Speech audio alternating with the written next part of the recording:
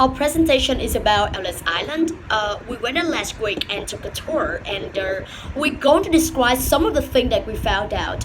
First, Race and I talk about the process, what it was like for the immigrants to go to Ellis Island, and then Melissa talk about her family experiment doing research into her background. Okay, so let's go to Race first. Hi, I'm going to talk about the first part of the process of going through Ellis Island, and then Melissa talk about her family experiment doing research into her background. Okay, so let's go to Race first. Hi, I'm going to talk about the first part of the process of going through Ellis Island, the different stages that the immigrants had to go through.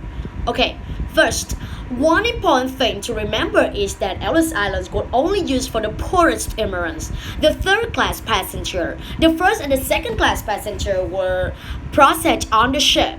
Then they were taken to the docks where they got off. And then the ship was still onto Ellis Island with the third class passengers still on board. When they finally landed at Ellis Island, they put on all the clothes they owned because they were allowed to bring in only one bag with a possession from their own country. People brought in all kind of things like you could see musical instruments or samovars, pots for making tea.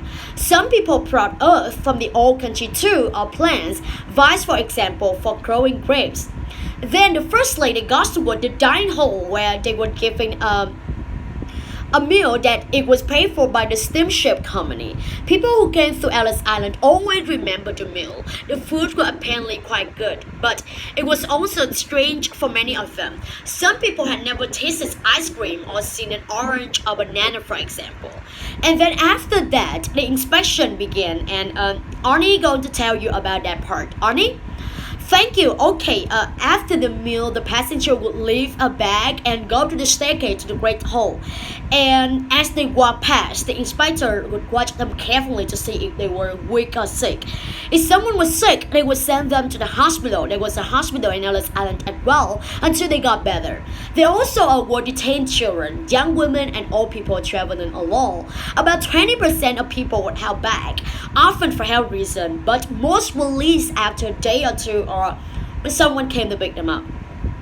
In the Great Hall, they waited alive for hours, sometimes as long as 5 hours.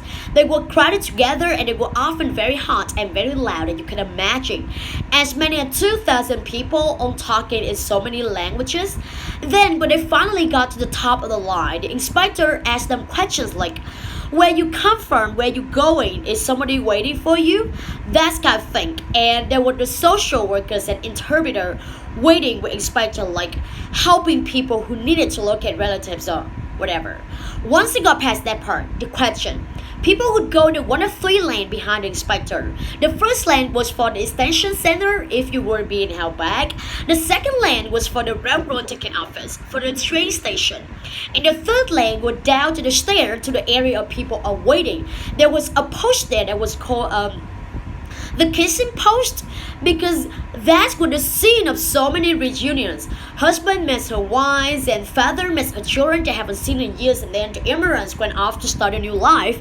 So now I'm gonna let the Melissa talk about her family experiment tracing their ancestors. Well, my great-grandfather came in from Ireland, and my Aunt Jo actually used Ellis Island record to do research and find out where they came from. So I'm gonna talk a bit about that.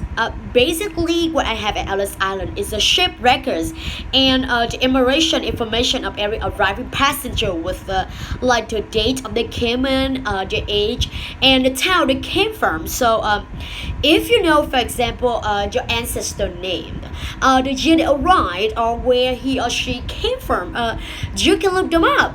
So that's what we did. My Aunt Jo wanted to know more about her grandfather. My great-grandfather, he died before I was born, but apparently he was a great musician. He played the fiddle and sang at the family events. Well, John knew that he come from Cork in Ireland, but she didn't know where in Cork because he never spoke about it. So John went to the Ellis Island records and she found my great-grandfather's name and to give the name of the town that they came from. So she went to Ireland and visited the town a couple of years ago. She got more information when she was there, and eventually she found a living relative, a cousin, that she didn't know she had.